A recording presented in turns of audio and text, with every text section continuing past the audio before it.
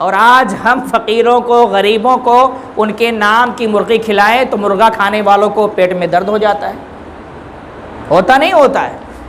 غوث اعظم کے نام کا مرغا حرام ہے، مردار ہے، ان کے نام کا بکرا حرام ہے، مردار ہے۔ لال دوپٹے والے فتویٰ دیتے ہیں،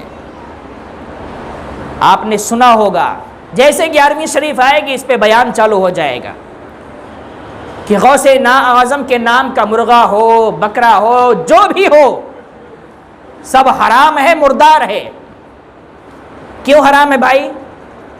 اس پہ تو ذبح کرتے وقت غوث اعظم کا نام بھی نہیں لیا جاتا نا، بسم اللہ اللہ اکبر ہی پڑھا جاتا ہے۔ نیت ہماری ہوتی ہے کہ غوث اعظم کی بارگاہ میں خراج عقیدت پیش کرنا ہے، نیت ہے، ہم نے زبان سے کہا بھی نہیں ہے، لیکن جب حقیقہ ہوتا ہے، قربانی ہوتی ہے، تو بسم اللہ اللہ اکبر کہہ کے ذبح تو ہوتا ہے، لیکن ساتھ میں جس کے نام کی قربانی ہو اس کا نام بھی لیا جاتا ہے، جس کے نام کا عقیقہ ہو اس کا نام بھی لیا جاتا ہے۔ جہاں نام لیا جاتا ہے وہاں حرام نہیں ہے، حلال ہے، کیونکہ خود کھانا ہے نا، خود پیٹ پھلانا ہے۔ اور جہاں خود نہیں کھانا ہے، غوث اعظم کا نام بھی نہیں لیتے ہم، ہماری نیت ہے صرف ذبح کرتے وقت نام لیا تو بسم اللہ اللہ اکبر کہہ کے ذبح کیا، وہ ان کے لیے کیا ہو گئی؟ مردار ہے، حرام ہے۔ یہ انسان جو ہے نا، جب انسان کو کسی چیز سے نفرت ہو جاتی ہے تو اس کو اچھائیاں بھی برائی نظر آتی ہیں۔ ان کو اولیاء کرام سے بے پناہ نفرت ہے، بے حد نفرت ہے، ورنہ کوئی سوال ہی نہیں پیدا ہوتا۔ آپ خود بتائیں کہ ہم حقیقہ کرتے ہیں اپنے بچوں کا، بکرا ذبح کرتے ہیں، بچے کا نام لیتے ہیں باقاعدہ، ہاتھ اٹھا کے اس کے لیے دعائیں ہوتی ہیں، قربانی کے موقع پر جس کے نام سے قربانی ہے اس کا نام لیتے ہیں باقاعدہ، اور اس کے نام کی دعائیں ہوتی ہیں، اور وہ بکرا اسی کے نام پہ ذبح بھی ہوتا ہے، اسی کی طرف سے ذبح ہوتا ہے۔ اتنا سب کچھ ہونے کے بعد بھی وہ حلال ہے، وہ جائز ہے۔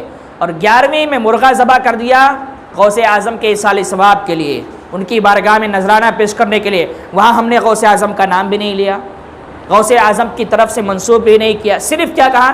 بسم اللہ اللہ اکبر۔ جب ذبح کیا، فاتحہ دلایا تو غوث اعظم کا نام لیا۔ اتنی دیر میں نام لیے لیکن بہت جلدی درد شروع ہو گیا، اور جہاں جلدی نام آتا ہے غیر اللہ کا وہاں ان کو درد ہی نہیں شروع ہوتا۔ تو یہ بہکانے کی بھرپور کوششیں کرتے ہیں، بھڑکانے کی بھرپور کوششیں کرتے ہیں۔ میں تو کہتا ہوں ایک مرغا ذبح کیا پچھلے سال تو اس سال 2 ذبح کرو یار، اور جتنا درد ہوتا ہے پیٹ میں ہونے دو، خود کھاؤ، ان کے پیٹ میں درد پہنچاؤ۔ ہو سکتا ہے اس سال درد ہو تو اگلے سال پرہیز کریں بولنے سے، اور اتنا درد پہنچاؤ کہ بولنے کی طاقت ہی نہ رہ جائے۔ غوث اعظم رحمۃ اللہ تعالی کے نام سے جو کچھ بھی کیا جاتا ہے، جو کچھ کا مطلب شریعت کے دائرے میں رہ کر، شریعت سے ہٹ کر جو کچھ بھی کیا جائے گا وہ حرام ہے تو حرام ہے، ایک بار نہیں 100 بار حرام ہے۔ لیکن شریعت کے دائرے میں رہ کر جو کام کیا جائے، ایک بکرا نہیں 100 بکرے ذبح کیے جائیں، ایک مرغا نہیں 100 مرغے ذبح کیا جائے، کہیں حرام نہیں ہے، وہ حلال ہے، حلال ہے، حلال ہے۔ ایک نہیں 100 آدمی کو دعوت دو، 1000 آدمی کو دعوت دے کے کھلاؤ، وہ حلال ہی حلال ہے۔ جن کے لیے حرام ہے وہ نہ کھائیں، اور کھانے میں تو برابر آتے ہیں، یہ بھی یاد رکھیے گا۔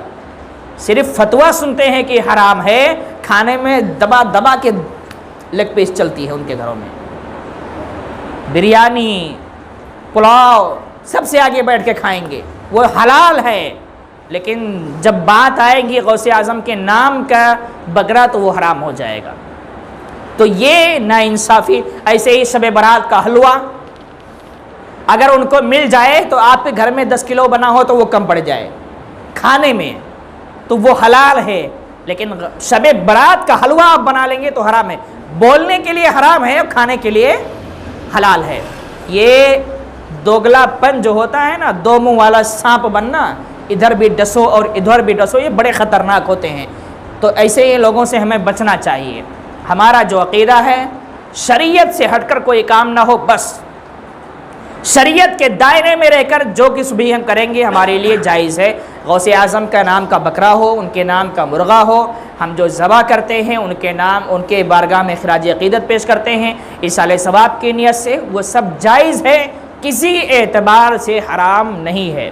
ان ظالموں نے تو یہاں تک کہا کہ غوث اعظم کے نام کا جو بکرا ذبح کیا جاتا ہے وہ مردار ہے، مردار یعنی جس طریقے سے یہ سمجھ لو مرے ہوئے کو کھانا، ویسے ہی اس بکرے کو کھانے کے برابر ہے۔